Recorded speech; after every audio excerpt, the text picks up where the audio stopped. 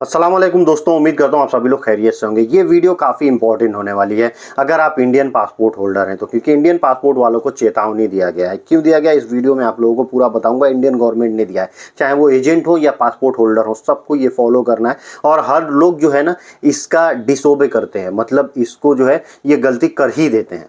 तो ये वीडियो आप लोग पूरा देखिएगा। और सऊदी गवर्नमेंट ने एक नया फैसला लिया है पैसेंजर के रिगार्डिंग। अगर फ्लाइट डिले होती है तो कंपनसेशन देना है, सामान गुम हो जाए तो उसको क्या कंपनसेशन मिलेगा वो भी आप लोगों को बताऊंगा, और कितना % का हर्जाना मिलेगा अगर आपकी फ्लाइट डिले होती है या कैंसिल होती है तो वीडियो को आखिर तक देखिएगा, आप लोगों को पूरा अपडेट समझ में आएगा। सबसे पहले आप लोगों से गुजारिश करूंगा, अगर आप लोग मेरे चैनल पर नए हैं तो चैनल को सब्सक्राइब करके ऑल नोटिफिकेशन ऑन कर लीजिए।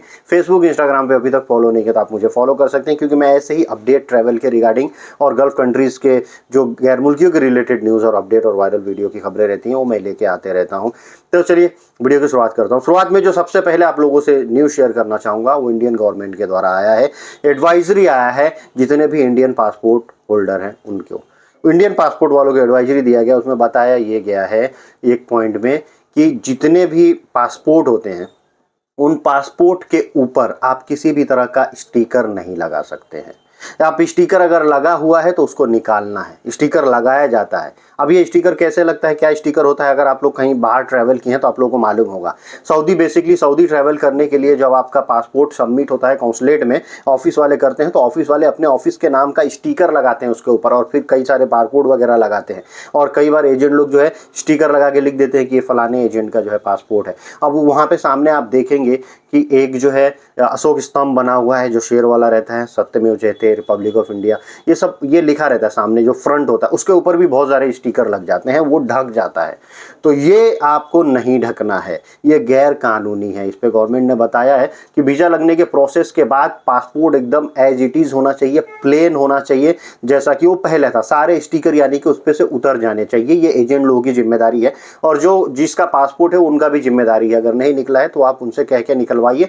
हो सकता है आने वाले दिनों में, अभी एडवाइजरी दिया गया है, ये चेतावनी दिया गया, आने वाले दिनों में कहीं कार्रवाई ना शुरू हो जाए उन एजेंटों पे या जिनका पासपोर्ट है उनके ऊपर। तो ध्यान देने की एकदम जरूरत है। पासपोर्ट पे किसी भी तरह का स्टिकर लगाओ तो उसको हटा दीजिए। बैक पे तो कई बार लग जाता है, समझ में आता है, लेकिन फ्रंट तो एकदम क्लियर होना चाहिए। और पासपोर्ट अधिकारियों के हिसाब से तो कहीं भी नहीं होना चाहिए स्टिकर। लेकिन ऐसा लोग जाते हैं, आप भी जनरली, मैं भी ऑफिस में काम करता हूँ, मुझे भी मालूम है कि जनरली स्टिकर लगा के छोड़ देते हैं लोग, उस पर चले जाते हैं, ट्रैवल भी कर लेते हैं, कोई दिक्कत नहीं आती है। लेकिन आने वाले दिनों में कहीं दिक्कत ना आ जाए, क्योंकि एडवाइजरी आ गई है। तो अगर आप जो है ट्रैवल करते हैं तो ये मेक श्योर करिए आपके पासपोर्ट पे किसी भी तरह का स्टिकर नहीं लगा हो, किसी भी थर्ड पार्टी का किसी भी टाइप का जो है स्टिकर न चिपका हो। उसका ध्यान देना आपकी भी जिम्मेदारी है अगर आप कहीं ट्रैवल कर रहे हैं। दोस्तों, अब सऊदी गवर्नमेंट ने जो एक फैसला लिया है एयर एविएशन की तरफ से, एविएशन डिपार्टमेंट की तरफ से, उसमें बताया ये गया है कि जो भी पैसेंजर हैं उनको पूरा रिफंड मिलेगा। किस केस में, अगर फ्लाइट 2 घंटे से ज़्यादा की डिले हो जाती है। मान लीजिए कई बार फ्लाइट डिले होती है ना, 4-4, 5-5 घंटे डिले हो जाती हैं। इसके रिगार्डिंग मैंने लास्ट वीडियो में बताया भी था कि क्या क्या एडवाइजरी आई है।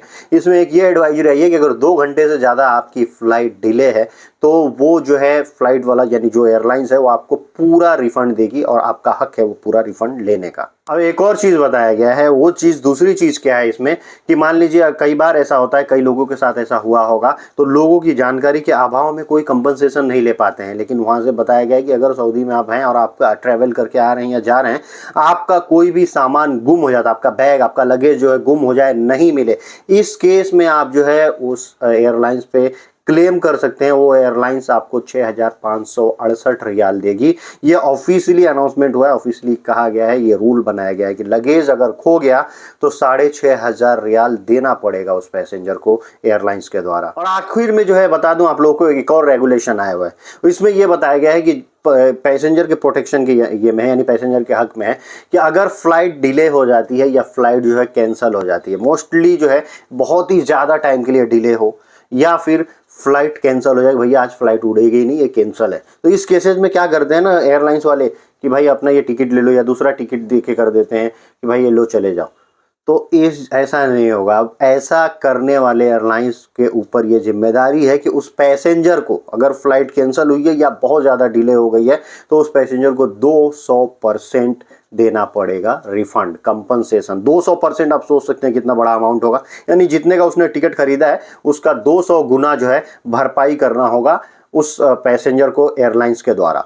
तो ये काफ़ी अच्छी एक पहल है क्योंकि लोग फ्लाइट से ट्रैवल करते हैं तो काफ़ी दिनों से प्लानिंग होता है और वो प्लानिंग पे पानी फिर जाता है तब जब फ्लाइट जो है अननोन टाइम के लिए डिले हो जाती है या फ्लाइट जो है कैंसिल हो जाती है। तो कई केसेस में तो इमरजेंसी में जो है लोग लिए होते हैं टिकट कि हमको अर्जेंटली इमरजेंसी में पहुंचना है, नहीं पहुंच पाते हैं, तो फ़ायदा क्या है इस फ्लाइट का। तो ये कानून मुझे तो बहुत ही पसंद आया। ये ऐसा जो है कानून इंडिया में भी होना चाहिए और इस पे अमल दरामद भी होनी चाहिए। आज की वीडियो करता हूँ यहीं समाप्त। उम्मीद करता हूँ वीडियो इन्फॉर्मेटिव लगी होगी। इन्फॉर्मेटिव लगी है तो ज़रूर दोस्तों में शेयर कीजिए। मिलते हैं ऐसे उस अगली वीडियो में। Thank you guys, thank you for watching.